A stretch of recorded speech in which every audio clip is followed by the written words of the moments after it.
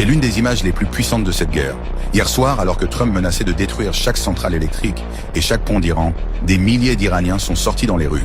Pas pour fuir, pour former des chaînes humaines, autour des centrales électriques, autour des universités, autour des hôpitaux. La télévision d'État iranienne diffusait leurs mots. Unissons-nous pour dire au monde entier que frapper les infrastructures civiles est un crime de guerre. Des étudiants, des médecins, des enseignants. Le corps entre les bombes potentielles et les bâtiments. Ce geste est symboliquement dévastateur pour Washington. Comment frapper une centrale électrique quand des milliers de civils l'entourent de leur corps? Toute frappe devient une image mondiale insoutenable. Un crime de guerre filmé en direct. Et voici la dimension géopolitique que peu d'analystes soulignent. Cette mobilisation civile iranienne n'est pas spontanée.